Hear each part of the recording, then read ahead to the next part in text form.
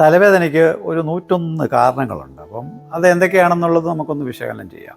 അപ്പോൾ എല്ലാ കാരണങ്ങളും പറയാൻ പറ്റില്ല, പക്ഷേ ജനങ്ങളുടെ അറിവിലേക്ക് പ്രധാനപ്പെട്ട കുറച്ച് കാരണങ്ങൾ. അപ്പം അത് പ്രത്യേകിച്ചും ക്രേനിയൽ കോസ്, നമ്മൾ തലയോട്ടിയുമായിട്ട് ബന്ധപ്പെട്ടിരിക്കുന്നത് തലയോട്ടിക്ക് അകത്തുള്ളത്, തലയോട്ടിക്ക് പുറത്തുള്ളത്, പിന്നുള്ളത് മിസലീനിയസ്, ഇതിലൊന്നും പെടാത്ത കുറേ കാരണങ്ങളുണ്ട്. സൈക്കോജനിക്ക്, മാനസികമായിട്ട് ബന്ധപ്പെട്ട് വരുന്ന കുറേ തലവേദനയുണ്ട്.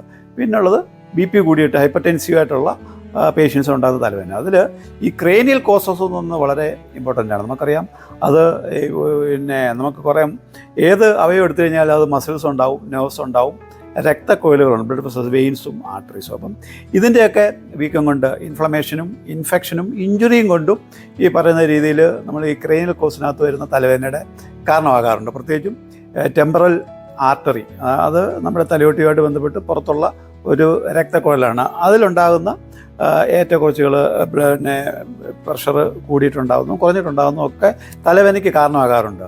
പിന്നുള്ളത് നമ്മുടെ 5th നെർവാണ്, ട്രൈജിമിനൽ നെർവ് എന്ന് പറയുന്നത്. ആ നെർവ് പലപ്പോഴും ഈ പറഞ്ഞ വൺ സൈഡഡ് ഹെഡേക്കിനൊരു പ്രധാന കാരണമാണ്. പിന്നുള്ളത് എക്സ്ട്രാ ക്രേനിയലാണ്. എക്സ്ട്രാ ക്രേനിയൽ എന്ന് പറയുമ്പോഴത്തേക്ക് നമുക്ക് കഴുത്തുമായിട്ട് ബന്ധപ്പെട്ട് ഡിസ്ക്, സർവൈക്കൽ ഡിസ്ക് സ്പോണ്ടൈലൈറ്റിസ് എന്നൊക്കെ പറയുന്ന കണ്ടീഷൻസുമായിട്ട് ബന്ധപ്പെട്ട് പറയാം.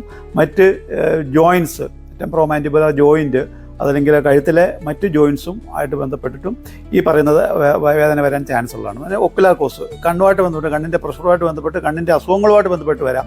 സൈനസ്, മാക്സിലർ സൈനസ് ഉണ്ട്, ഫ്രോണൽ സൈനസ് ഉണ്ട്, എത്തുമോഡി സൈനസ് ഉണ്ട്. ഈ സൈനസുകളുടെയൊക്കെ വീക്കം, അതിനകത്ത് പഴുപ്പ്, മ്യൂക്കസ് നിറയുന്നു, അത് പസ്സാകുന്നു, പസ് നിറഞ്ഞിട്ട് വരാവുന്ന സൈനസൈറ്റിസ് ഒരു പ്രധാന കാരണമാണ്. പിന്നെയുള്ള ഓറൽ കോസാണ്, നമ്മുടെ വായുവായിട്ട് ബന്ധപ്പെട്ടിരിക്കുന്നതാണ്. അതുപോലെ ഡെൻ്റൽ കോസ്, പല്ലുമായിട്ട് ബന്ധപ്പെട്ടും ഈ പലപ്പോഴും ഈ തലവേദന വരാറുണ്ട്. ഇനി ഇൻട്രാക്രേനിയൽ, അതായത് തലയോട്ടിക്ക് അകത്തുള്ള സ്ട്രക്ചർ നമുക്കറിയാം ബ്രെയിനാണ്. അതിനകത്ത് ഇഞ്ചുറി ഉണ്ടാകാം, ബ്ലീഡിങ് ഉണ്ടാകാം. ഹെമറേജുമായിട്ട് ബന്ധപ്പെട്ടിട്ട് ഇൻട്രാക്രേനിയൽ ഹെമറേജ് ഒരു പ്രധാന കാരണമാണ്. സ്ട്രോക്ക്, പ്രത്യേകിച്ചും നമുക്കറിയാം കട്ട പിടിച്ച് വരുന്ന അവസ്ഥയിൽ, അതുപോലെ തന്നെ അതിനകത്തുള്ള സ്റ്റീനോസിസ്, രക്തം കുറഞ്ഞിട്ട് വരുന്ന അവസ്ഥയിലും വരാം. ചിലപ്പോൾ ട്യൂമേഴ്സ്, ചില മുഴകളായിരിക്കും ചിലപ്പം ശല്യം ചെയ്യുന്നത്, ചിലപ്പം അതല്ലെങ്കിൽ ഇൻഫ്ലമേറ്ററി കോസ്, തലച്ചോറിനകത്തുണ്ടാകുന്ന ഇൻഫ്ലമേഷൻ, അപ്പം മെനിഞ്ചൈറ്റിസും അങ്ങനെയുള്ള രീതിയിലുള്ള കാരണങ്ങളും ഉണ്ടാകാറുണ്ട്. സൈക്കോജനിക് എന്ന് പറയുമ്പം സ്ട്രെസ് കൊണ്ടുണ്ടാകാം, ഡിപ്രഷൻ കൊണ്ടുണ്ടാകാം, അല്ലെങ്കിൽ മാനസികമായിട്ടുള്ള സമ്മർദ്ദം കൊണ്ടുണ്ടാകുന്ന തലവേദന വേറൊരു കാരണമാണ്. പിന്നെ മിസലേനിയസ് എന്ന് പറയുമ്പോൾ നമുക്കറിയാം, ഇപ്പം മദ്യപിക്കുന്ന ആൾക്കാർക്ക് ഹാങ് ഓവർ ഹെഡേക്ക് വരും. മോഷൻ സിക്നസ്, യാത്ര ചെയ്യുമ്പോഴത്തേക്ക് പലപ്പോഴും ഛർദിലും തലവേദനയും വരാറുണ്ട്. അതിന് മോഷൻ സിക്നസ് എന്ന് പറയുന്നത്. കോഫി കുടിക്കുന്നവർക്ക് കഫീൻ വിഡ്രോവൽ സിംറ്റമായിട്ട് നമുക്ക് ഗ്യാസ്ട്രിക് ഹെഡേക്ക് എന്നുള്ള രീതിയിൽ നമുക്ക് തലവേദന വരാറുണ്ട്. ഓക്സിജൻ കുറഞ്ഞിട്ട് കാർബൺ മോണോക്സൈഡ് അല്ലെങ്കിൽ കാർബൺ ഡൈ ഓക്സൈഡ്, അതുപോലെയുള്ള മറ്റ് വായു, അതായത് നമ്മുടെ ഓക്സിജൻ്റെ അഭാവത്തിൽ ഉണ്ടാകുന്ന തലവേദന, അതായത് ഹൈപ്പോക്സിയ കൊണ്ട് വരുന്ന തലവേദന വളരെ പ്രധാനപ്പെട്ടതാണ്. പിന്നെ ടെമ്പറേച്ചർ ഡിഫറൻസ്, കോൾഡ് കൂടിയാലും അല്ലെങ്കിൽ ചൂട് കൂടിയാലും ചിലപ്പോൾ തലവേദന ഉണ്ടാവും.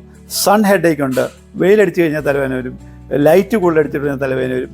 ഹോർമോൺസ് ഇംബാലൻസ് കൊണ്ട് പലപ്പോഴും പീരിയഡ് സമയത്തോ അല്ലെങ്കിൽ അതിന് മുമ്പോ അതിന് ശേഷമോ ഒക്കെ തലവേദന വരാറുണ്ട്. പിന്നെയുള്ള ഹൈപ്പർടെൻഷൻ കൊണ്ടുണ്ടാകുന്ന തലവേദനയാണ്. BP കൂടിയിട്ടും കുറഞ്ഞിട്ടും വരുന്ന തലവേദനയും കാരണങ്ങളുണ്ട്. ഇങ്ങനെ ഒരുപാട് കാരണങ്ങളുണ്ട്. അതിൽ കുറച്ച് കാരണങ്ങൾ മാത്രമാണ്. ഇത്രയും കാരണങ്ങൾ നിങ്ങളുടെ മനസ്സിൽ ഇരിക്കണം. കാരണം പെട്ടെന്നൊരു തലവേദന വന്നു കഴിഞ്ഞാൽ ഇതൊക്കെ ആയിരിക്കാം എന്ന് ചിന്തിക്കണം.